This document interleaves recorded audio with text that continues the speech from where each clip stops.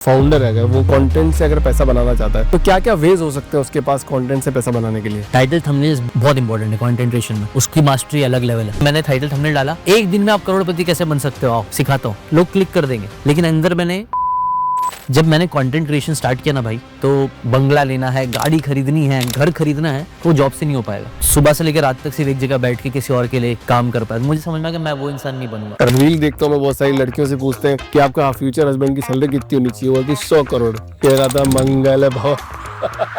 मैं पूछता भी ना कई बार आपको कितना कमाना है, तो बोलते मुझे ट्रिलियनर बनना है। मैं बोला भाई क्या आपने कभी $1 बिलियन का बिजनेस खड़ा किया? नहीं। कभी आपने $1 मिलियन का बिजनेस खड़ा किया है? नहीं। कभी आपने $1000 का बिजनेस बनाया? नहीं। तो आप ट्रिलियन का कैसे सोच भी सकते हो? पर आज के टाइम पे जो स्टार्ट कर रहा है उसके लिए नया चैलेंज आ गया ना कि कंपटीशन इतना है कि आप एंटर ही नहीं कर पा रहे हो। ग्लास अपना आधा फुल है आधा एम्प्टी है, ये अपना पर्सपेक्टिव हमेशा रहेगा। अगर मैंने बोलूं कि ये ग्लास अभी आधा है, लेकिन क्या ऐसा देख के फिर मेरे को मजा नहीं आएगा। हिस्ट्री वही क्रिएट करता है जो ऑप्टिमिस्ट होता है, पेसिमिस्ट लोग हिस्ट्री क्रिएट नहीं करते। मैं टैक्सी ड्राइवर का बेटा हूं, तो हमेशा से उनका सपना था कि पढ़ लिख के मेरा बच्चा कुछ बड़ा आदमी बने। लेकिन हाँ भाई मैं नहीं।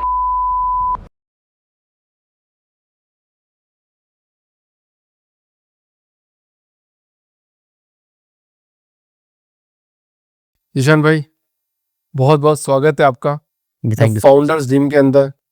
आप एक फाउंडर हैं हाँ और काफी सालों से काम कर रहे हैं, तो हमारी जर्नी यही है कि सारे फाउंडर्स को यहाँ बुलाया जाए। और जैसा कि आप बुक्स के बारे में बताते हैं, हम रियल फाउंडर को बुला के उनकी बात करते हैं। क्या हाल है जिहान भाई? एकदम बढ़िया and thank you so much for having me on your show भाई। इट्स अ ऑनर कि आपने मुझे इतने अच्छे प्लेटफॉर्म पे बुलाया और उससे रिलेटेड जब बहुत सारी इंपॉर्टेंट चीज़ें हैं। आई थिंक जो मेरे 10 साल में मैंने एक्सपीरियंस किया है एज अ बिजनेस ओनर, वो लोगों के लिए बहुत वैल्यूबल होगा। तो आई होप मैं अपना बेस्ट दे सकूं ताकि लोगों को बहुत सारा टाइम और पैसा बचे। आई ये थिंक सुनने के आज बाद के इस पॉडकास्ट से आप बहुत सारे एस्पायरिंग फाउंडर्स को ये ज्ञान दे देंगे कि अपना बिजनेस स्टार्ट कैसे करना है। हाँ तो एक शुरुआत इसी से करते हैं कि 10 साल की जर्नी है। 10 साल में आपने बहुत सारी बुक्स पढ़ी होगी, पहले तो कितनी बुक्स पढ़ी है आपने? एक होता है लाइफस्टाइल गोल्स, मतलब मैंने किताब में सीखा था कि लाइफस्टाइल गोल क्रिएट कर लो, तो उसमें ना बेटर होगा कि वो आपके लाइफस्टाइल का एक हिस्सा बन जाए। तो किताबों को मैंने अपनी लाइफस्टाइल का एक हिस्सा बना लिया, इसलिए मैंने कभी काउंट नहीं किया कि मैंने कितनी एग्जैक्ट किताबें पढ़ी है।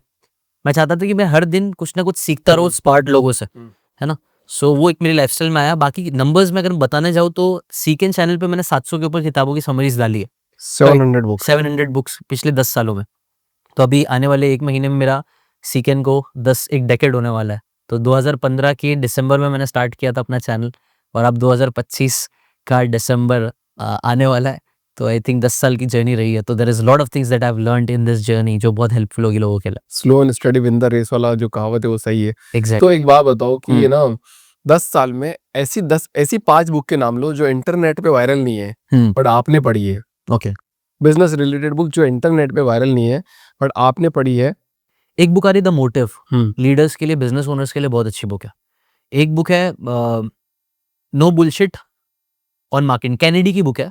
नो बुलशिट की उसकी सीरीज है, वो नो बुलशिट करके बताता है, तो वो भी काफी अच्छी बुक है। और मैंने ना यूजुअली ऑडिबल में मेरे रहता है, मैं देख के बताऊं ऑडिबल में मैं जो सुन रहा था, जो मुझे काफी अच्छी लगी हुई है, जिसकी मार्केटिंग नहीं हुई है। नहीं ज्यादा मार्केटिंग नहीं हुई वो। एग्जैक्टली। एक बुक बहुत अच्छी है, माइकल मास्टरसन की है, रेडी फायर एम। ये भी बहुत प्यारी बुक है। तो ये बुक किस लिए है, मतलब बेसिकली कई बार लोग है ना एंटरप्रेन्योरशिप में ये वाली गलती बहुत लोग करते हैं, रेडी एम पे बहुत फोकस करते हैं, कैसा वीडियो बनना चाहिए, कैसा बिजनेस। अरे ये परफेक्शन, बेसिकली परफेक्शन का कीड़ा होता है ना, वो कई बार लोगों को स्टार्ट ही नहीं करने देता, लॉन्च ही करने नहीं देता है।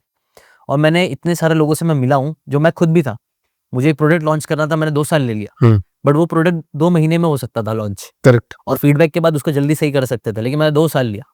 उसको मार्केटिंग की तरह यूज कर सकते हैं कि मैं 2 साल का प्रोडक्ट मैंने बनाया है, लेकिन एक बात तो सच है कि 2 महीने में भी की जा सकती है। तो रेडी फायर एम में ना, मतलब रेडी रहो, फायर करो, बाद में अपने एम को सही कर लो। तो वो बुक मुझे काफी इंटरेस्टिंग लगी। मैंने आपको बताया नो बुलशिट की एक सीरीज है, ये डैन कैनेडी की है। No BS time management for entrepreneurs. Entrepreneurs का यूजुअली प्रॉब्लम क्या होता है, हम टाइम मैनेज नहीं कर पाते, ये भी करना है वो भी करना है। तो इस बंदे ने मल्टीपल बिजनेसेस बनाए हैं, उनको सिस्टम पे ऑटोमेट करके छोड़ दिया है, और आज वो अच्छी लाइफ जी रहा है, उसके पास टाइम भी है। तो वो वाली चीज काफी अच्छी है। एक बुक है the diary of a CEO, जो कि पॉडकास्टर ही है। उसके अंदर भी काफी अच्छी तरीके से 5 बकेट्स के बारे में बताया गया कि वो 5 बकेट्स कैसे आपको भर भर के 1 स्टेप से सेकंड स्टेप पे, सेकंड स्टेप से थर्ड स्टेप पे कैसे जाना, स्किल्स को डेवलप करके कैसे आगे बढ़ना है। तो आई थिंक ये 3 बुक हो गई।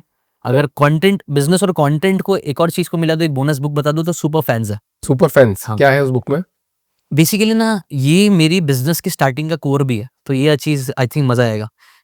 जब मैंने कंटेंट क्रिएशन स्टार्ट किया ना भाई, तो मुझे एक चीज़ समझ, मैंने क्यों चालू किया था, मैंने चालू किया कि मुझे एक चीज़ समझ में आ गई कि अगर मुझे वो टाइम और वो फ्रीडम और बहुत पैसा चाहिए, बंगला लेना है, गाड़ी खरीदनी है, घर खरीदना है, तो वो जॉब से नहीं हो पाएगा। क्योंकि जॉब में बहुत लीनियर ग्रोथ है, बहुत स्लो ग्रोथ है, और मैं वो इंसान नहीं हूँ जो जॉब में रह के शायद कर पाए। सुबह से लेकर रात तक सिर्फ एक जगह बैठ के किसी और के लिए उस काम कर पाए। मुझे समझ में आ गया मैं वो इंसान नहीं बनूँगा। करेक्ट। ना मुझे उससे उतने पैसे मिलेंगे। मैं एक इवेंट पे गया था, और ये एक्सरसाइज मैं चाहता हूँ आप सब लोग जो लोग देख रहे हो वो ज़रूर करना।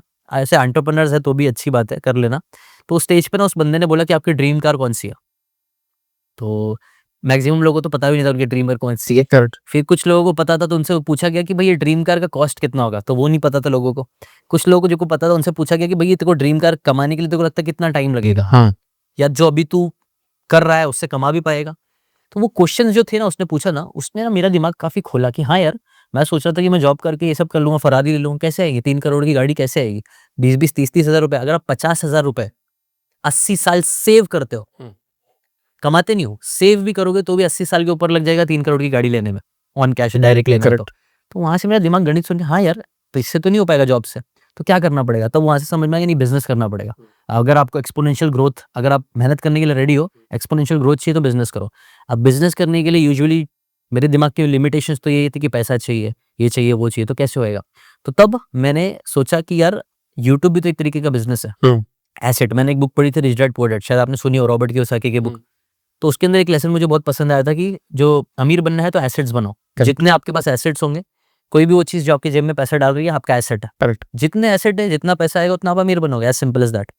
और ये चीज़ भी मैंने कभी सीखी नहीं थी, किताब की वजह से मुझे ये चीज़ समझ में आई कि चलो एसेट्स बनाते हैं। लेकिन एसेट्स में यूजुअली जो कॉमन एसेट्स आप सुनने आएगा क्या, रियल एस्टेट, स्टॉक्स, ये वो फलाना-ढिमकाना, जितनी भी चीज़ें हैं ना, आप नोटिस करना उसके अंदर भी पैसे देने पड़ते हैं। अब मैं तो टैक्सी ड्राइवर का स्टूडेंट बच्चा, मैं कैसे दूँ पैसे? मेरे पास है ही नहीं। टैक्सी ड्राइवर थे? हाँ, मेरे डैडी टैक्सी ड्राइवर है अभी भी। अभी भी है? क्यों? क्योंकि मैंने उनको तो बहुत बार बोला कि छोड़ दो, लेकिन नहीं छोड़ते। वो बोले मैं छोड़ के क्या करूँ?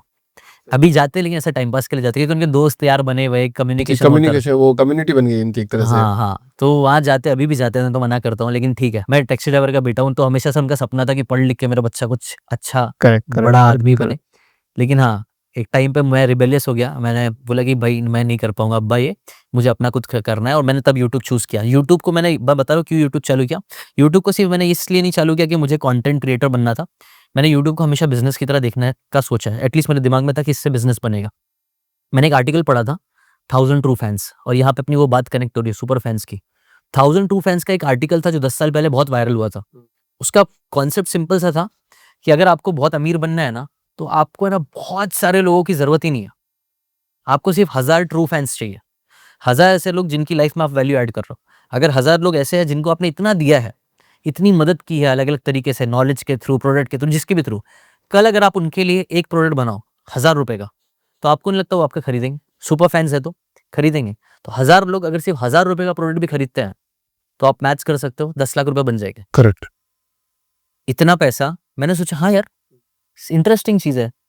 इतना पैसा तो लाइक जॉब करके पूरा साल में इतना पैकेज 10 लाख का नहीं मिल रहा था स्टार्टिंग में, 3-4 लाख के मैं देख रहा था लोगों को पैकेज मिल रहा था। करेक्ट। मैं बोला क्यों ना एक साल दिल से 1000 लोगों को सर्व करूँ। वही उसी चीज़ के साथ मेरा ये यूट्यूब चैनल स्टार्ट हुआ था। तो वो आज फैन मिलते हैं आपको, जो स्टार्टिंग में आपके फैन बने थे, जो आपको देखना पसंद करते थे? हाँ, अभी रोज़ मिलते हैं। अभी जैसे अभी 2 दिन पहले ही मैं अभी गोवा भी गया था, तो वहाँ पे भी एक मैनेजर थे। मतलब 10 साल में ना, मैंने सच बोलूँ ना भाई, पैसे तो कमाए हैं, अपने कई सारे सपने पूरे किए। मुंबई में घर खरीदना एक टैक्सी ड्राइवर के बच्चे का बहुत बड़ा सपना था। बहुत बड़ा एक्चुअली, राइट। तो मैंने खुद के 2 घर खरीद लिए इसकी वजह से।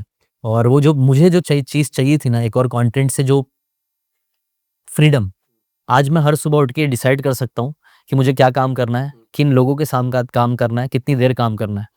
और ये चीज़ मुझे लगता है ना सबसे बड़ी वेल्थ है। The psychology of money book है, मॉर्गन होसल की, बहुत फेमस बुक है।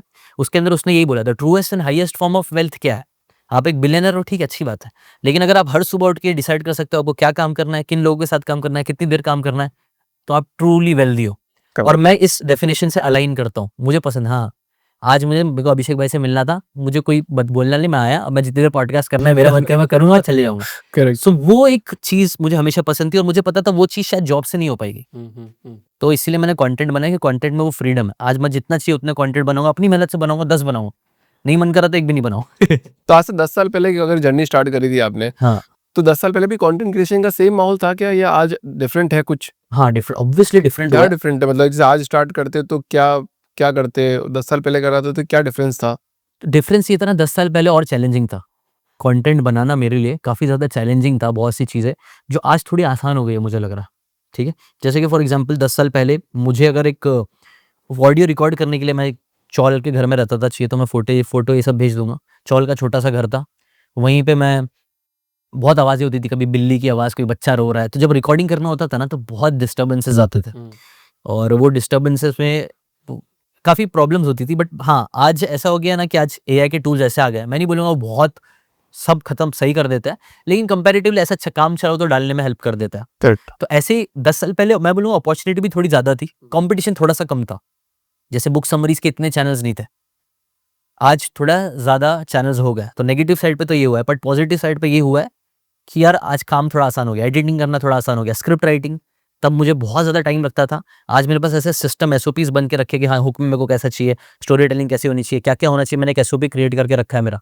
पर आज के टाइम पे जो स्टार्ट कर रहा है उसके लिए नया चैलेंज आ गया ना कि कंपटीशन बहुत ज्यादा है।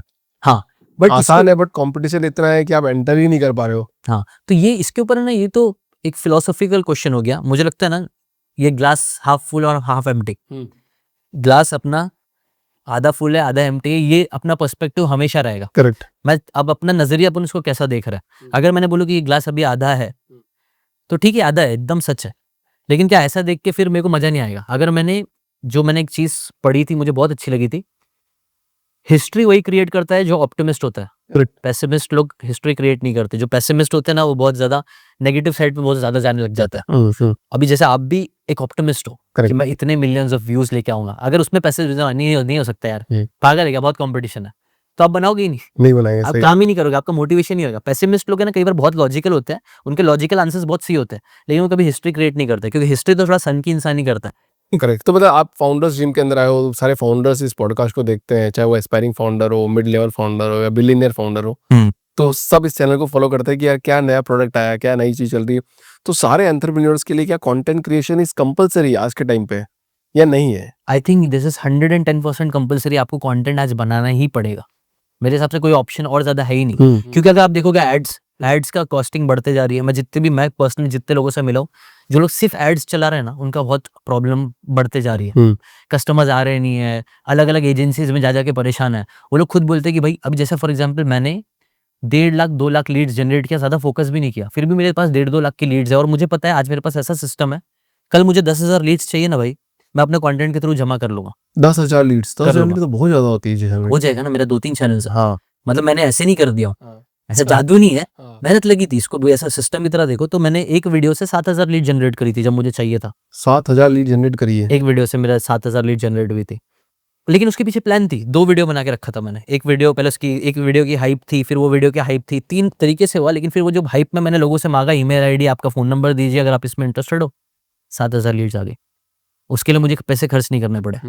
और ये मैं नोटिस कर रहा हूँ सब बिजनेस ओनर्स की आज एक प्रॉब्लम है कि लीड्स नहीं आ रही भाई, क्वालिटी लीड्स नहीं आ रही, अच्छे लोग नहीं मिल रहे, नहीं मिल रहा।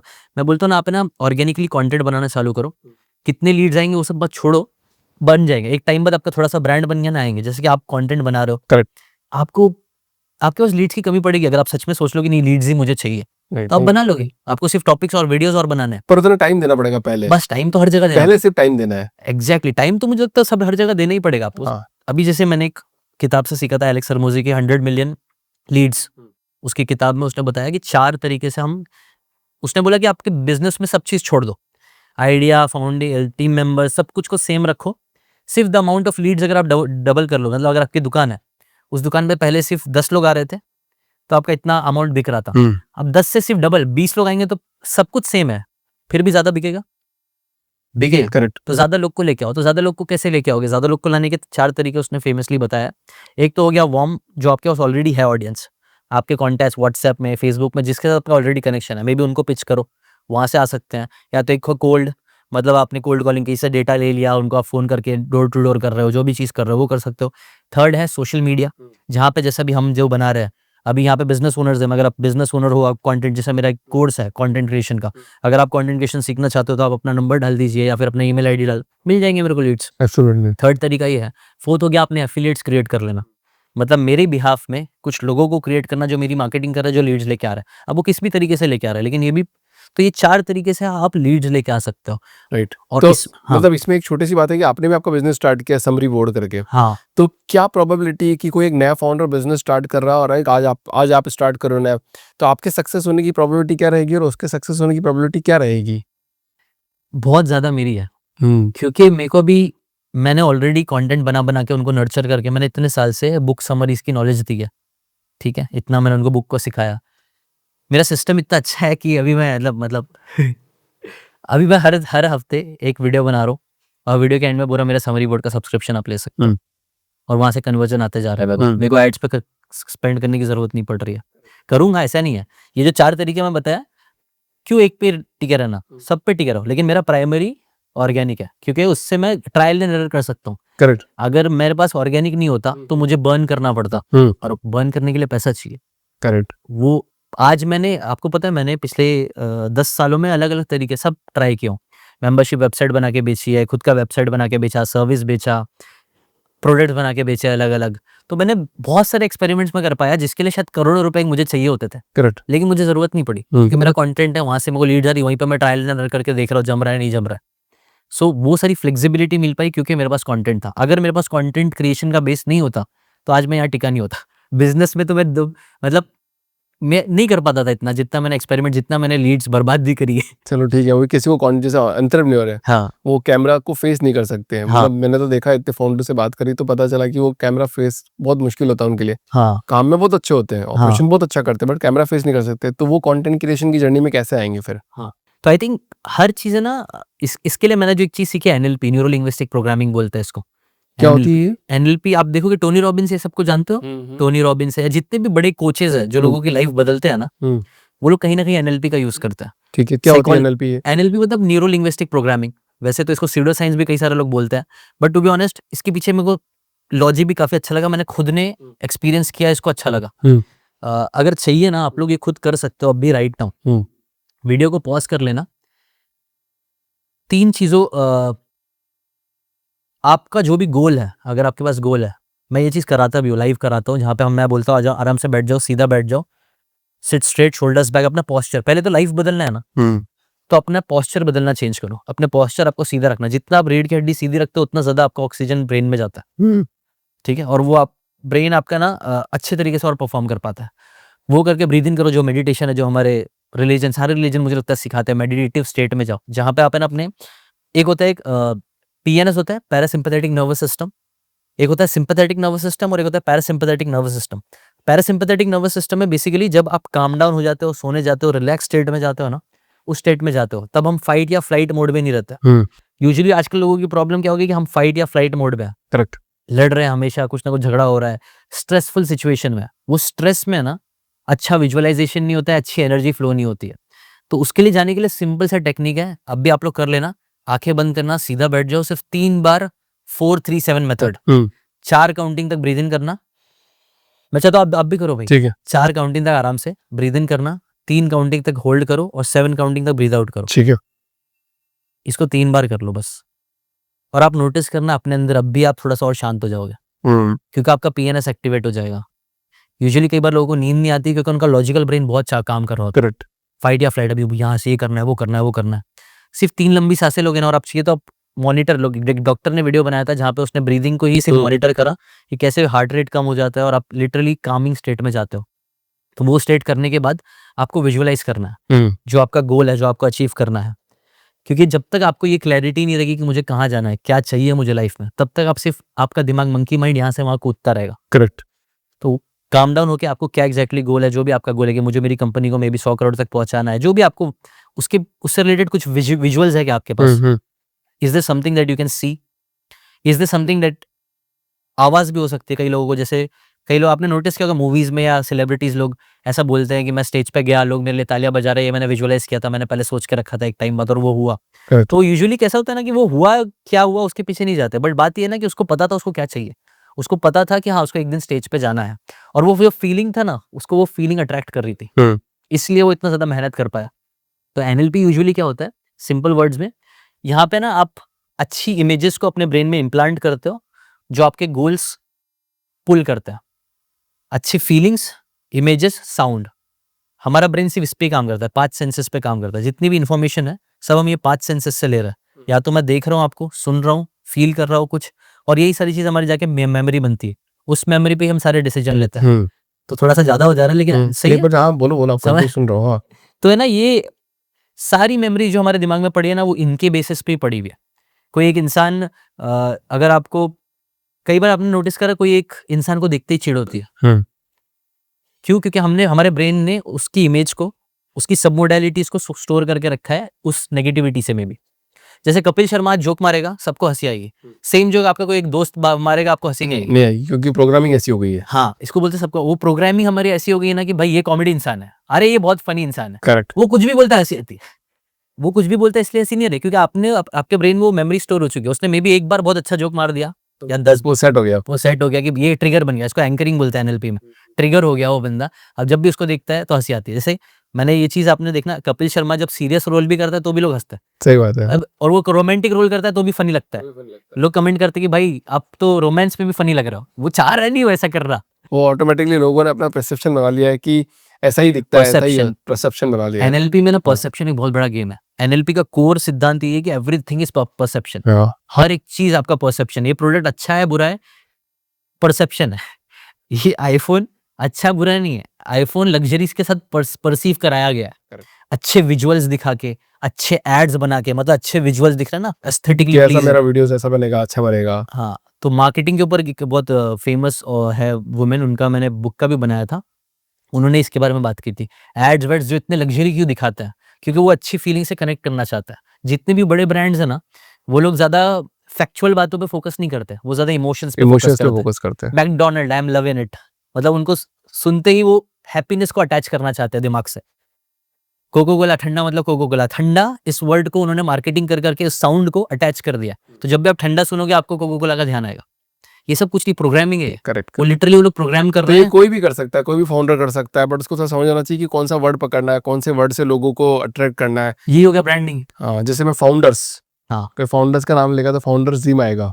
ये बहुत पावरफुल चीज है। जितनी बार आप फाउंडर को अटैच करोगे इस वर्ड से, फाउंडर्स ड्रीम, उतने बार आपका ब्रांड होता है। तो कल को कोई और भी फाउंडर बोलेगा ना, तो अभिषेक भाई, अच्छा अभी अभिषेक भाई की बात कर रहा हूँ। The founders dream. फाउंडर मतलब कि हर फाउंडर का एक सपना होता है हाँ, और उस सपने को ही जीता है, तो द फाउंडर्स ड्रीम। अब इसके ऊपर आप वही, अब ये आपने टैगलाइन दे दी। ये उसको, ये टैगलाइन इतनी बार 100 वीडियोस के थ्रू आप डाल दो कि जब भी कोई फाउंडर्स ड्रीम की बात करे आपका ही नाम आना चाहिए। करेक्ट। और इसी को बोलते हैं ब्रांडिंग। हाँ, जिसने अच्छी पोजीशन बना लिया एक वर्ड को, जैसे सीकेन के लिए मेरी पोजीशनिंग से ये है, किसी को भी बुक की बात हो रही है तो सीकेन आना चाहिए दिमाग में। वो मेरा बहुत क्लियर है, इसलिए मैं उसको बुक से रिलेटेड रखना चाहता हूँ। कोई भी बुक की बात करेगा तो उनको कहीं ना कहीं दिमाग में अटैच होगा, सीकेन आना चाहिए। वो मेरा काम है, दिमाग, वो ब्रांडिंग, उसको ही ब्रांडिंग बोलते हैं और कुछ नहीं। अच्छा, एक फाउंडर के लिए सबसे इंपॉर्टेंट चीज है फाइनेंशियल फ्रीडम। हाँ, ठीक है, तो ये क्या एनएलपी टेक्निक के थ्रू कोई फाइनेंशियल फ्रीडम पा सकता है?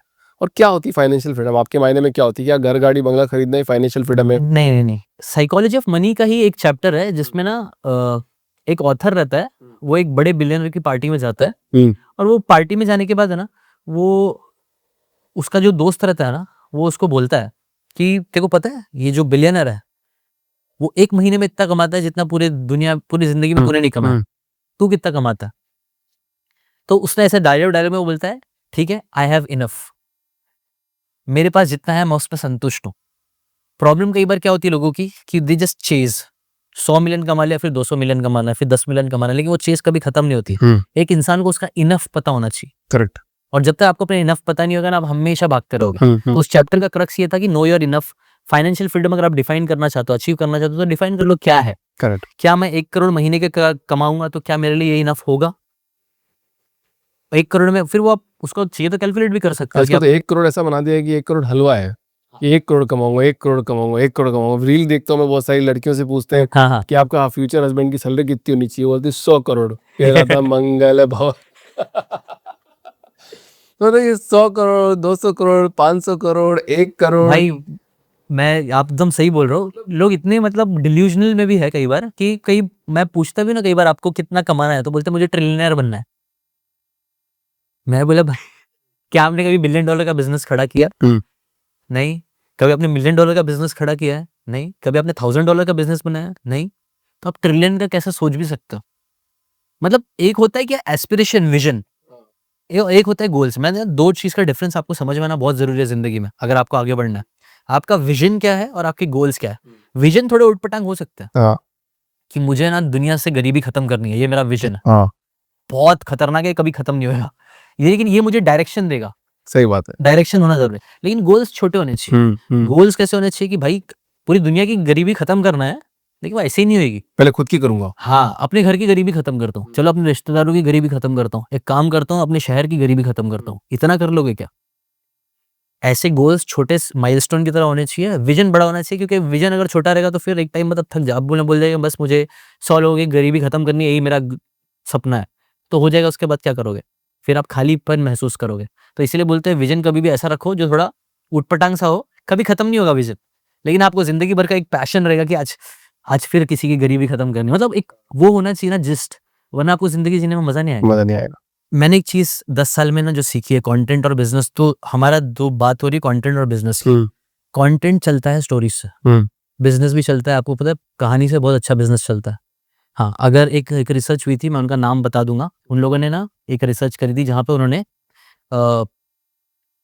ईबे से $1-1 के सामान खरीदे और उनको बेचने के लिए एक्सपेरिमेंटल राइटर्स थे। उनको जैसे उन्होंने फॉर एग्जांपल एक घोड़े का मुंडी, सिर्फ ऐसा था, $1 से कम का आइटम था, उसको लिया और उसके साथ सिर्फ एक कहानी अटैच कर दी कि ये जो घोड़े की मुंडी है ना, ये एक्चुअल में एक बहुत बड़ा आर्टिस्ट है इटली का, जिसने 70 साल काम किया इसके ऊपर और उसने स्पेसिफिकली इसके अंदर कुछ ऐसी डिजाइन बनाई है, ये वाली आपको सिर्फ $10 में मिल जाएगी। करेक्ट।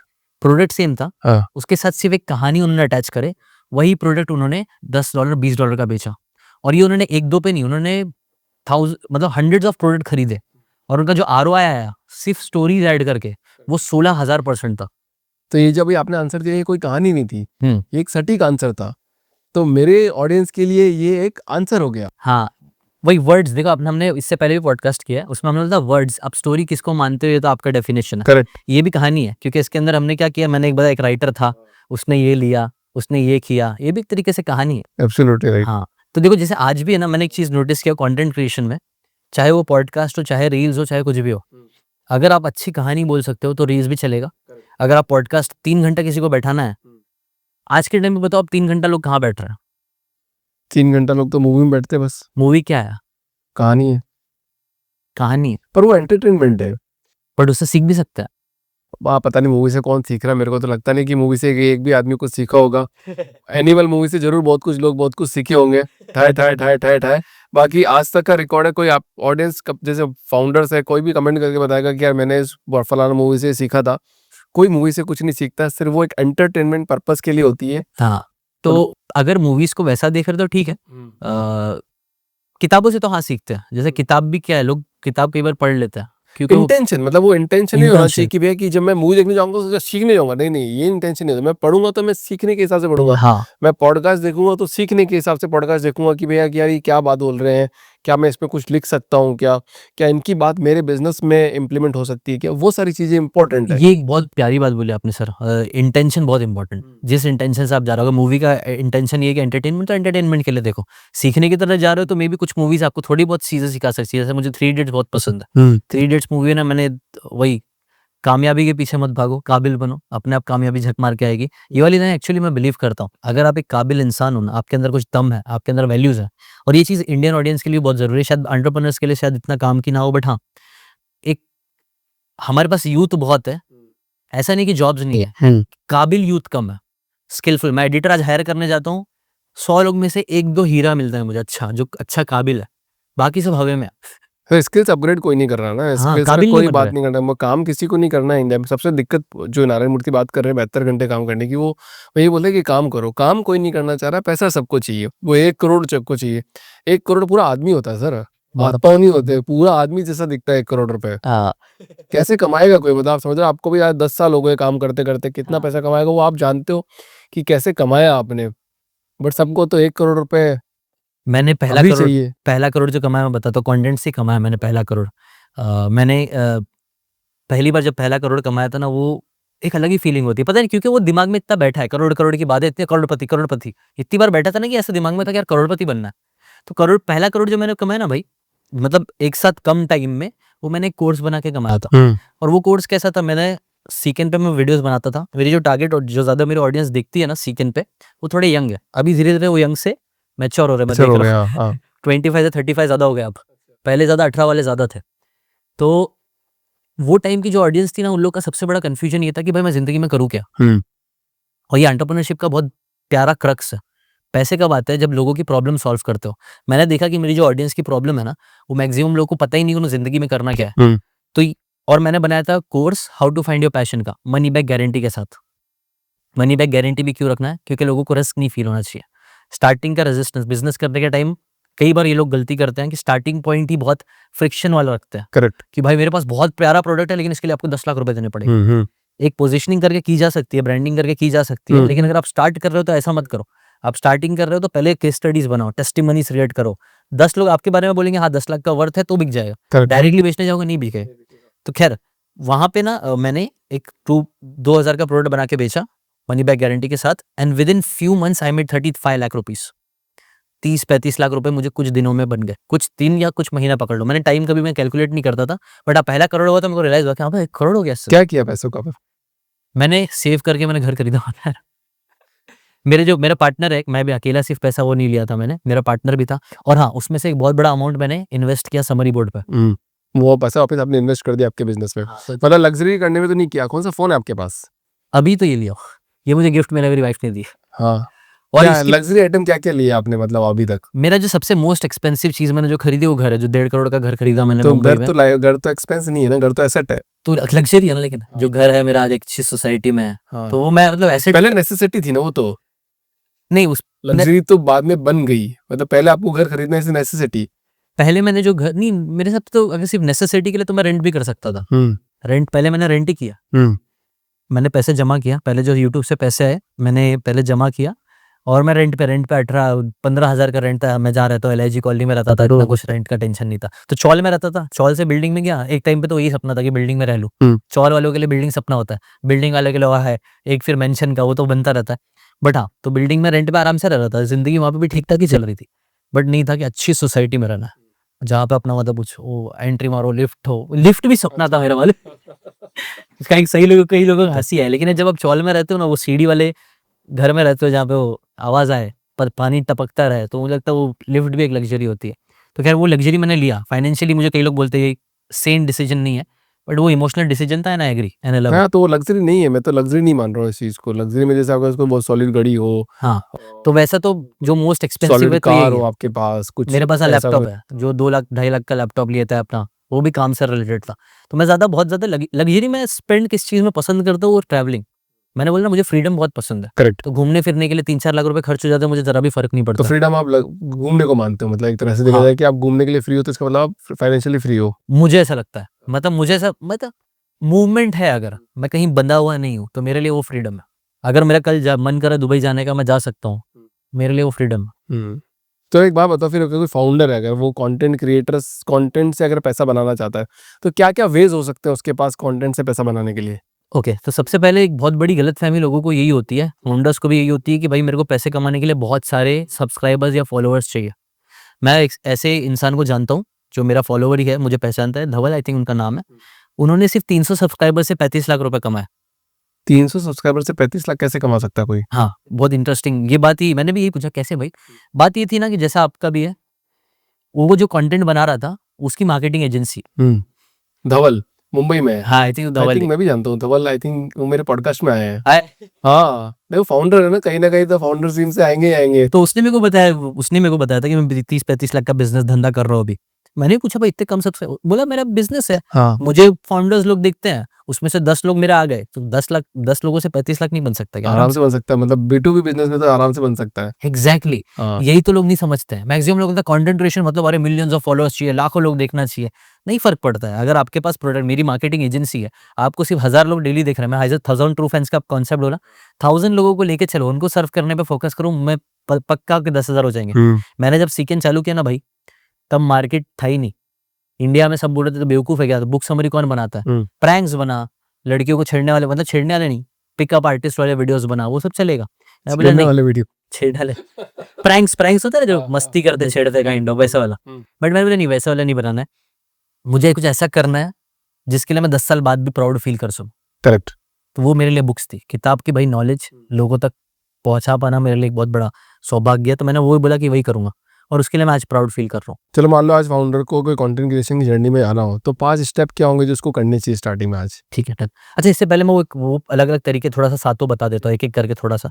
तो पहला हमने एक लोगों को लगता है एडसेंस है, लेकिन एडसेंस नहीं है। एडसेंस हाँ, एक तरीका जो सबसे पहले लोगों को लगता है, जब आप कंटेंट बनाते हो, व्यूज़ आते हैं, तो गूगल एडसेंस अटैच कर देते हो आप लिंक बना के, वहाँ से आपको पैसे आना चालू होता है। स्टार्ट मेरी वैसी ही हुई, लेकिन फिर मैं गया दूसरे तरीके पे। तो क्योंकि लोग मुझे देख रहे हैं, जो लोग किताबों में इंटरेस्ट रखते हैं, मुझे एक एफिलिएट प्रोग्राम के बारे में मालूम पड़ा, ऑडिबल का था। ऑडिबल का एक नया ऑफर निकला था कि आप हम लोग को सब्सक्राइबर्स लाके दो और हम आपको $10 या $15 देंगे पर सब्सक्राइबर का। ठीक है। और ये बहुत ही प्यारा ऑफर था। तो मेरे पास ऑलरेडी बुक्स की ऑडियंस थी।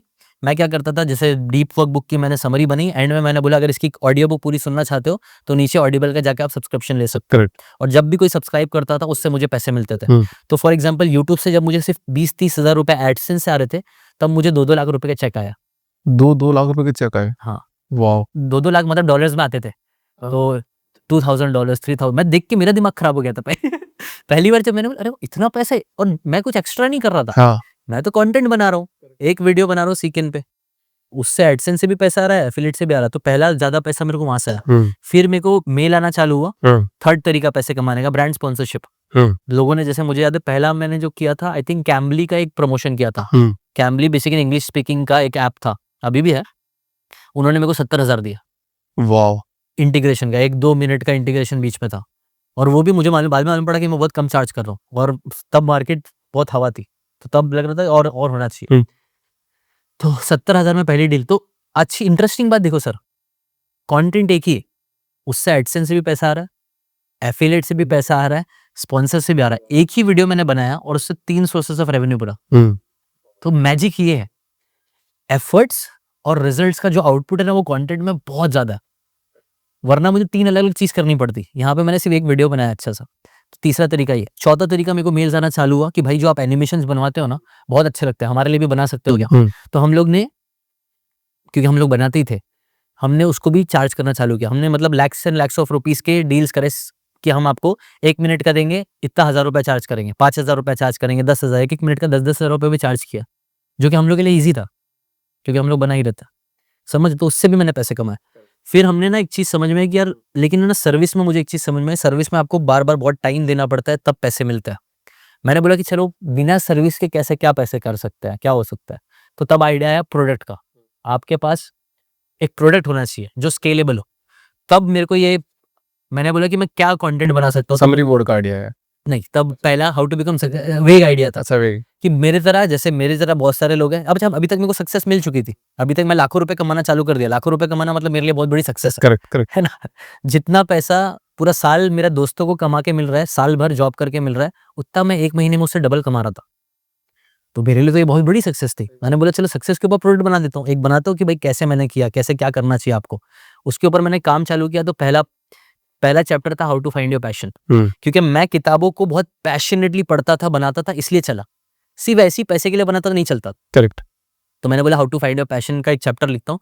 वो चैप्टर में मेरे को 2 साल लग गए काम करते। तो मैंने बोला भाई इसको एक प्रोडक्ट बना के बेचते हैं। अब पूरा हाउ टू बिकम सक्सेसफुल नहीं करता है, क्योंकि उसके एनिमेशन में भी बहुत टाइम गया, वो लोगों से बनवाने में बहुत इधर बैक एंड फोर्थ हुआ। तो 2 घंटा 2 साल चले गए मेरे। लेकिन जब मैंने वो प्रोडक्ट बना के बेचा ना सर, तो उसी के कुछ महीने में मैंने 30-35 लाख कमा लिया। तो अब ये बताओ ना, फाउंडर को मतलब पहले कंटेंट क्रिएशन में ध्यान देना चाहिए कि पहले बिजनेस बनाने में ध्यान देना चाहिए आज के टाइम पे? ये बहुत बहुत प्यारा क्वेश्चन है। और कई लोगों को ना ये लगता है कि कंटेंट क्रिएशन, बिजनेस दोनों एक चीज है। दोनों बहुत अलग चीज है भाई। मैंने दोनों किया, मेरे को समझ में आ गया दोनों बहुत डिफरेंट है। बिल्कुल सही। कंटेंट बनाना एक कंप्लीटली डिफरेंट स्किल है, जिसमें अलग चीजें चाहिए होती है। क्या चीजें चाहिए होती है, मैं एक बार गिना देता हूँ, डराना नहीं चाहता हूँ, लेकिन हाँ, अच्छा कंटेंट क्रिएटर बनना है तो आपको क्या क्या चाहिए। आपको है ना, पहले तो आपको नीश पता होना चाहिए, किसको सर्व कर रहे हो आप, किसको सर्व करना चाहते हो आने वाले 10 साल में। क्लियर होगा तो अच्छा है, नहीं होगा तो भी ऐसा कोई रुकने वाली बात नहीं है। दूसरा, नीश पता चल गई तो उसके बाद नेक्स्ट इंपॉर्टेंट टॉपिक, वीडियो जो बनेगा वो क्या बनेगा। अगर मैं आज आके बनाता हूँ कि भाई रैंडम वीडियो की भाई इस स्टॉक का इतना % कम हो गया, आपको ये नहीं करना चाहिए, इससे अच्छा मैं बताऊँ टॉप 5 स्टॉक्स जिसमें आप 100 गुना पैसे कमा सकते हो। ये टॉपिक ज्यादा इंटरेस्टिंग है, लोगों को चाहिए वो। तो वो बनाओ टॉपिक जो लोगों को चाहिए। टॉपिक सिलेक्शन, टॉपिक समझ में आ गया तो उसका टाइटल थंबनेल क्या होगा। मैं कितना भी अच्छा कंटेंट अंदर बना रहा हूँ, हम्म, अगर ऊपर की पैकेजिंग अच्छी नहीं है, प्रीमियम फील नहीं आ रहा, या फिर उनको लग रहा है कि मेरे लिए नहीं है, तो नहीं देखेगा अंदर। मैंने बहुत मेहनत से वीडियोस बनाए, लेकिन किसी ने क्लिक करके देखा भी नहीं, क्योंकि टाइटल थंबनेल अच्छा नहीं था। टाइटल थंबनेल चेंज करो, ऐसा कई सारे मैंने वीडियोस बना के डाले हैं जिसपे व्यूज नहीं आ रहा। मैंने टाइटल थंबनेल चेंज किया, व्यूज पकड़ लिया। कितने दिन में होता है ये, कैसे कितने दिन में होता है, कितने दिन में चेंज करना होता है? ये तो आपकी क्षमता पे डिपेंड करता है। रोज भी कर सकते हो, रोज चेंज कर सकते हो। मैं इसके ऊपर एक अच्छा केस स्टडी बताऊँ आप? हाँ, मनीष पांडे आपको पता होगा, जो रणवीर भाई के मेंटोर है, जो बीबी के वाइन्स को और कई सारे आशीष चंचलानी लोग, कई सारे लोगों को उन्होंने मेंटोर किया। तो जब बीबी के वाइन्स जी का बुरा टाइम चल रहा था, कोविड के बाद उनके मॉम डैड की आई थिंक डेथ हो गई थी, और उनका एक नई वेब सीरीज आने वाली थी। कौन सी सीरीज थी, याद है किसी को? ढिंडोरा थी, कौन सी थी? ढिंडोरा थी। तो उनकी जब वेब सीरीज आने वाली थी ना, तो ही वाज स्ट्रेस्ड, क्योंकि उन्होंने बहुत टाइम से कंटेंट बना के डाला नहीं था। तो उन्होंने बोला, मनीष भाई लोग मुझे भूल गए होंगे यार, शायद मेरा नहीं चले तो, क्योंकि मैं बहुत टाइम से कंटेंट नहीं डाल रहा हूँ। तब मनीष भाई ने उनको बोले री-इंडेक्सिंग। री-इंडेक्सिंग वैसे 7वां स्टेप है, एसईओ में आता है, बट मैं पहले ही बता दे रहा हूँ क्योंकि टाइटल थंबनेल से रिलेटेड है।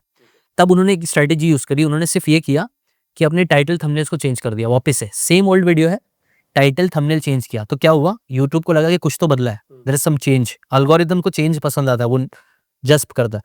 तो सिर्फ उसकी वजह से उसको वापस से मिलियंस ऑफ व्यूज आए, सिर्फ टाइटल थंबनेल चेंज करने की वजह से, और उनका वापस से मार्केट में बज़ हुआ। और फिर वो ढिंडोरा भी उसके बाद उन्होंने लॉन्च किया। टाइटल थंबनेल्स में बहुत इंपॉर्टेंट है कंटेंट क्रिएशन में, उसकी मास्टरी अलग लेवल है। उसके बाद आता है स्क्रिप्टिंग, आप अंदर क्या बात कर रहे हो। टाइटल थंबनेल आपने बहुत अच्छा बोला, मैंने टाइटल थंबनेल डाला, एक दिन में आप करोड़पति कैसे बन सकते हो, आओ सिखाता हूँ, लोग क्लिक कर देंगे, लेकिन अंदर मैंने बकवास दिया। कुछ भी बोल दिया, क्या होगा, सीटीआर बहुत अच्छा आएगा, लेकिन एवरेज ड्यूरेशन भी शायद अच्छा आ जाए, क्योंकि आपने बेवकूफ बनाया। लेकिन बेवकूफ बनाया ना, नेक्स्ट टाइम नहीं आएगा वो, एक वीडियो चल जाएगा, उसके बाद नहीं देखेगा वो वीडियो। इसको बोलते हैं क्लिकबेट। क्लिकबेट लोगों को पसंद नहीं आता। आजकल नहीं आता, पहले आता था। पहले भी आता नहीं था, वो लोगों ने वैसा कर करके अपना ब्रांड इमेज खराब कर लिया।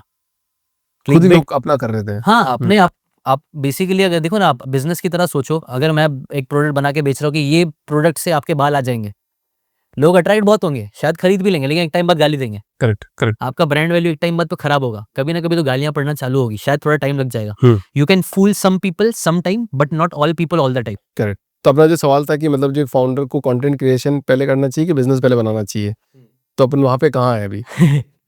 मैं ये थोड़ा थोड़ा वही हो गया, मैं उसके अंदर वो जो बता रहा था ना, स्टेप्स भी बता तो दे हमने रहा था। पहले कंटेंट क्रिएशन की बता दी, कंटेंट क्रिएशन बहुत अलग जर्नी है। दोनों बहुत अलग जर्नी है, मैं वही बता रहा हूँ कि चूज कर, दोनों एक अलग वॉर है। कौन सी वॉर चुनना है वो आपके ऊपर डिसाइड। अगर एंटरप्रेन्योर्स देख रहे हैं तो ऑलरेडी एंटरप्रेन्योरशिप कर रहे हैं, तो आपको कंटेंट में आना पड़ेगा। जो मैं आपको भी बता रहा हूँ वो आपके लिए लॉजिकल है। करेक्ट। ठीक है, तो आई थिंक आंसर यही है। अगर एंटरप्रेन्योर हो तो फिर कंटेंट पे फोकस करो। तो कंटेंट में ये सारे स्टेप्स बता रहा हूँ। स्क्रिप्ट राइटिंग हो गया, फिर एडिटिंग आ जाता है, फिर एसईओ आता है, तो ऐसे 8 स्टेप्स है, और एंड में मोनेटाइजेशन है कि मोनेटाइज कैसे करोगे उसको। करेक्ट। कभी कभी थंबनेल अच्छा नहीं हो और कंटेंट अंदर अच्छा हो, तो फिर कैसे होगा काम? नहीं होएगा ना, लोग शेयर नहीं करेंगे क्या? थोड़ा बहुत भी अगर कुछ हो तो? थोड़ा बहुत होगा, हो सकता है वर्ड ऑफ माउथ से भी हो सकता है, ऐसा नहीं कि मैंने तो कैसा होता है ना, अगर एंटरप्रेन्योर्स का प्रोडक्ट अच्छा, आप क्या चाहोगे अगर आपका एक प्रोडक्ट है, किसी को आपका प्रोडक्ट अच्छा रहे लेकिन पैकेजिंग अच्छी नहीं हो, ब्रांडिंग अच्छी नहीं हो, ब्रांडिंग अच्छी हो, सब कुछ अच्छा हो, चाहोगे चाहिए, ना। हाँ। तो यूट्यूब भी अब प्रोडक्ट की तरह देखो, वो वीडियो आपका एक प्रोडक्ट है, अंदर प्रोडक्ट बहुत अच्छा है, शायद चल जाए शायद ना चले, लेकिन क्यों अपन ब्रांडिंग अच्छी करते हैं ना, कि लोगों को देख के फील आए। करेक्ट। तो जिसान भाई, आप एक फाउंडर हो, हाँ। ठीक है, फाउंडर टीम में है, तो फाउंडर में 10 साल की सबसे बड़ी लर्निंग क्या रही है आपकी लाइफ की? अपार्ट फ्रॉम बुक्स, बुक्स से आपने क्या सीखा वो डिफरेंट थिंग है, और जिंदगी से आपने क्या सीखा जो फाउंडर्स को हम दे सकते हैं? मैंने ना बहुत सारी चीजें ना अपनी उम्र से पहले सीख ली किताबों के थ्रू, क्योंकि किताबें बेसिकली एक्सपीरियंस है। अभी आप आज बुक लिखोगे, सर आपका कितना एक्सपीरियंस है, आपने वो एक्सपीरियंस बता दिया। भाई जैसे फॉर एग्जांपल कि भाई धंधा करना है ना, तो numbers game Khelo. For example कि मैंने जैसे एक गोल सेट किया, मेरे को 70 मिलियन वीडियोस बनाना है, तो गो फॉर इट, 70 मिलियन पे फोकस करो। वो एक लेसन है, तो वो मैंने सीख लिया, लेकिन उसको मुझे इंप्लीमेंट करना बहुत जरूरी है। जो मेरा लेसन यही आया ना अभी तक, रेडी फायर एम, जो मैंने किताब भी रिकमेंड करी, जितना जल्दी हो सकता है उतना जल्दी एक्शन लो, उतनी गड़बड़ करो, सीखो। और सीखने के लिए कई बार फिर मुझे किताब के लेसन याद आते हैं कि हाँ यार, ये किताब में तो ये लेसन पहले ही मैंने सीखा था, लेकिन वो कई बार रियलाइज नहीं होता है तब तक मैं इंप्लीमेंट ना करूँ। पर वो क्या इंप्लीमेंट कर पाते हैं क्या? किताब किसी भी बातें सीखी, क्या वो इंप्लीमेंट कर पाते हैं या फिर किताबी बातें रह जाती है? नहीं, होती है, बहुत होती है। मैंने कितनी सारी, जितनी भी आप, मैं थोड़ा बहुत भी जो अचीव किया हो ना सर, मैंने किताबों की बातों से ही किया है। आज मेरे पास एसेट्स जो है, अच्छा एसेट भी, यूट्यूब भी एक एसेट है ना। मेरा डेफिनेशन क्या है एसेट का? कोई भी वो चीज़ जो जिम में पैसे डाले, तो यूट्यूब इज माई एसेट। आज मेरे पास 3 यूट्यूब चैनल्स हैं, आज मेरे पास अलग अलग बिजनेस है, आज अलग अलग प्रोडक्ट है। प्रोडक्ट क्या है? एसेट है। I have multiple assets. तो किताब की बातों को मैंने अप्लाई किया क्या मैंने 100% अप्लाई किया? ऑब्वियसली नहीं कर पाया। राइट, चलो अब मैं तो बोल रहा हूँ कि जो मेरी ऑडियंस छोटी सी है बट बहुत पावरफुल ऑडियंस है, वो इतना सीखती है कि भैया कि वो लिख, मैं आपको बहुत एक, मेरा एक बंदा बिहार के किसी गांव के अंदर के भी अंदर गांव में कहीं गया और फाउंडर्स जिम का टी शर्ट उस बंदे ने पहना था। तो एक पान की दुकान वाला बंदा उसको बुला के पूछता, ये इधर आना, ये फाउंडर्स जिम तुमने कैसे पहना है ये टी शर्ट? तो बोला मेरा भैया वहीं पे नौकरी करता है। तो बोला कि उनको बुला के लाओ। तो वो 15-20 मिनट बाहर खड़ा रहा कि बोला भैया यार आपको बुला रहे हैं यार, वो कोई मिलना चाहता है फाउंडर्स जिम को। बताओ बिहार के किसी गाँव के कोई एकदम गाँव में एकदम कॉर्नर में। वो बंदे का मेरे को वीडियो को वो उसने वीडियो रिकॉर्ड करा, अभिषेक सर आपका एक बंदा है जो फाउंडर्स जिम देखता है और वो फाउंडर बनना चाह रहा है, वो फाउंडर्स जिम देखता है और फाउंडर्स जिम में आने का सपना देख रहा है कि मैं फाउंडर्स जिम में एक दिन आऊँगा। तो देखो एक वो बात वो कहाँ से कहाँ पहुँच गई है। Amazing, amazing. और आपने भी देखो कितनी अच्छी स्टोरी टेलिंग करी। स्टोरीज हमारा ना एक बुक है भाई, वायर्ड फॉर स्टोरीज। हमारा दिमाग है ना स्टोरीज के लिए वायर्ड है। मैं अभी 10 फैक्ट बताऊंगा ना, कोई नहीं सुनेगा। नहीं आपको शायद सुनेंगे सुनोगे तो, आपको हाँ, अच्छा लगेगा, लेकिन वही फैक्ट से रिलेटेड मैं एक कहानी सुना दूंगा ना, तो वो बात आपके दिमाग में रह जाएगी। उसका क्या मैं एग्जांपल बोलता हूँ अभिषेक भाई, कई बार मैं ये करता हूँ ना, मेरे ऑडियंस भी मुझे कई बार बोलती है भाई सीधा मुद्दे की बात पे आना, तो इतना घुमा रखी है। करेक्ट। राशिमानी से आपसे क्या क्या सीखा? राष्ट्रमणि भाई से मैंने क्या सीखा, वो बंदा यार हसल बहुत अच्छा करता है। वो है ना, मतलब उनका जो एटीट्यूड है पॉजिटिव, मतलब अच्छे लोगों के साथ जुड़ना, पावरफुल लोगों के साथ जुड़ के काम करते रहना, वो मैंने उनसे सीखा। आपकी टीम बहुत इंपॉर्टेंट है। एंटरप्रेन्योरशिप का एक और रूल है कि आप जितने हो सकते हो उतने पावरफुल लोगों के साथ अपने आप को एसोसिएट करो। जितने अच्छे लोगों के साथ एसोसिएट करोगे, आपका ओहदा ऑटोमेटिकली ऊपर जाता जाएगा। करेक्ट। तो निशान भाई इस पॉडकास्ट का आखिरी सवाल आपसे कि लीन टीम बनानी चाहिए कि 200 300 500 लोगों की टीम बनानी चाहिए कि जहाँ से आप बहुत स्केल करके काम करते जाओ? मुझे है ना फ्रीडम पसंद है। और मुझे पता है कि अगर मैंने 10,000 लोगों की कंपनी बनाई अभी, तो मेरी फ्रीडम शायद कम हो। और मेरे पास वो सिस्टम अभी नहीं है। मे बी मैं किसी एक पार्टनर को हायर कर लूँ जो 100 लोगों को मैनेज कर, 1000 लोगों को मैनेज कर सकता है, तो ठीक है मैं पार्टनरशिप करके कर लूंगा। लेकिन अगर मुझे लगा कि मेरे ऊपर आ रहा है तो वो सही नहीं है। तो इसीलिए मैं लीन पे ज़्यादा फोकस करता हूँ। जितना लीन होगा उतना, स्टार्टअप्स के लिए लीन होना बहुत अच्छा है। तो डिपेंड करता है पर्सन टू पर्सन आपके हिसाब से कि भाई कि आपको फ्रीडम चाहिए, लोगों को एम्पावर करना है कि आपकी कितनी बैंडविड्थ है, आप कितने लोगों को एम्पावर कर सकते हो, या फिर आपको कैसी ज़िंदगी जीनी है। आई थिंक ना हर चीज़ का ना, मैं कल भी इसके बारे में बात कर रहा था। कोई फाइनल मैसेज अगर आपने लास्ट क्वेश्चन पूछा था तो लास्ट में आंसर ये दूंगा ना, एवरीथिंग डिपेंड्स ऑन कॉन्टेक्स्ट। क्या आपको बहुत ज़्यादा पानी पीना चाहिए? डिपेंड करता है। अगर आपके डिहाइड्रेटेड हो तो पी लो, लेकिन अगर आपके पास ऑलरेडी सही है तो मत ज़्यादा पानी पियो, प्रॉब्लम हो सकती है, किडनी पे असर पड़ता है। ये मेरे को बाद में मालूम पड़ा जब मेरे डैड को डॉक्टर ने सजेस्ट किया कि बहुत ज़्यादा पानी भी नहीं पीना चाहिए। यार आप ऑलरेडी हज़ारों लाखों लोगों के लिए इंस्पिरेशन हो और द फाउंडर्स जिम में आप आए हो। The founders gym is equal to Abhishek Vyas. हाँ, और फाउंडर्स जिम में इतने लोगों को आप इंस्पायर करोगे, आप इंस्पिरेशन हो लोगों की कि हमको जिशान जैसा कंटेंट बनाना है, इतना काम करना है। एक बात और बताओ कि क्या कोई आज स्टार्ट करे, क्या 1-1.5 साल में वो कंटेंट क्रिएशन की जर्नी में एकदम सुपर आपसे भी ऊपर बढ़ सकता है, या उसको उतना वक्त देना पड़ेगा? आई थिंक है ना, ये एक गलती जो मैंने करी है। आपके पास एक कोई गाइड रहेगा तो अच्छा है। मेंटर होना important मेंटर अगर आपके पास है ना, तो आप है ना 10 साल की चीज़ 5 साल में अचीव कर सकते हो। बट क्या होगा ही? नहीं भाई, वो आपके हाथ में नहीं है। आपके हाथ में नहीं है कि ये वीडियो वायरल जाएगा, क्या ये हमारे हाथ में नहीं है। लेकिन क्या मैं अपना बेस्ट दूंगा, ये दे सकता हूँ? यस। वही चीज़ जो आपके हाथ में है उसके ऊपर काम करते रहो, बाकी चीज़ें आपके हाथ में नहीं है। और हाँ, क्या कोई आज जो चालू कर रहा है वो मुझे पीछे छोड़ सकता है? यस। क्या ऐसे कंटेंट क्रिएटर्स रहे हैं जो मेरे से बाद में चालू करे, आज मेरे से ज़्यादा सब्सक्राइबर्स है? यस। कई सारे लोग जो कुछ 2-3 साल पहले चालू किया आज मुझसे ज़्यादा पैसे कमा रहे हैं? यस। बहुत बढ़िया निशान जी। मेरे को तो लगा था आप बोलोगे नहीं कोई नहीं है। नहीं, कब क्यों नहीं कर सकता? कमेंट नहीं आना चाहिए बस किसी भी चीज का। राइट। सो यही है। और बस किताबें पढ़ते रहो। किताबें पढ़ने से मुझे ऐसा लगता है पर्सनली मेरा दिमाग इतना जो खुला है ना, वो किताबों से ही खुला है भाई। जहाँ मेंटर नहीं होता वहाँ किताबें मेंटर है आपके लिए। एग्जैक्टली। मैंने जब पहले ना मेंटर ढूंढने गया, लेकिन मेरे पास एक गरीब बच्चे को मेंटरशिप कौन कोई देगा? कोई नहीं देगा। किसके पास टाइम है? सही है। एंड इट्स जेन्युइन है। लेकिन हाँ, बिल गेट्स की किताब मेरे को मिल जाएगी। मैं शायद से अभिषेक भाई आप तक नहीं पहुंच पाएंगे, लेकिन अभिषेक भाई की किताब पहुंच सकती है जिसके अंदर उन्होंने शायद से अपने सारे सीक्रेट्स लिखा है कि यार आपका बिजनेस या बिजनेस फील्ड है। तो मैं एक काम करता हूँ, किताब से सीख लेता हूँ क्या बोलना चाह रहे हो। सो ना मेरा एक मैंने ना जिसके ऊपर आपने पूछा ना बहुत पैसे कमाए, किस पे ज़्यादा इन्वेस्ट किया, तो मैंने घर सबसे ज़्यादा पैसे उसमें लगाए थे। सेकंड चीज़ इसमें मैंने बहुत पैसे लगाए वो मेरा स्टार्टअप जो है समरी बोर्ड।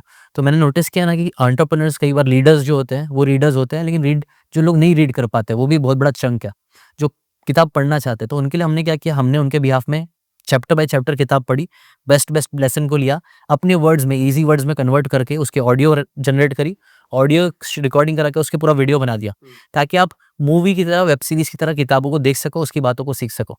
और ये हमारा एक सब्सक्रिप्शन मॉडल है, जो पहले हम 1000 2,000 का बेच रहे थे, बट अभी हमने स्पेशल ऑफर में सिर्फ 99 रुपीज सब्सक्रिप्शन में 69 के ऊपर किताबें हैं, जिसमें से मैक्सिमम बिजनेस बुक्स है। करेक्ट। मैं तो ये बोल रहा हूँ कि आपको एक मतलब आप एक लोगों को और हेल्प कर सकते हो, जितने भी ऑथर्स हैं आप उनको भी रीच आउट कर सकते हो और आप उनकी बुक भी अपने इसमें डाल सकते हो, उनका प्रमोशन भी कर सकते हो, तो दोनों लोगों को फायदा हो जाएगा। जो बुक लिखना चाहता है उसका भी फायदा हो जाएगा और जो सुनना चाहता है उसका भी फायदा हो जाएगा। सो टू तो आप एक ब्रिज बन जाओगे दोनों के बीच। ये बहुत ही ग्रेट आइडिया, और मैं अभिषेक भाई से थोड़ा हेल्प लेके मैं भी इसके ऊपर भी काम करूंगा पक्का भाई।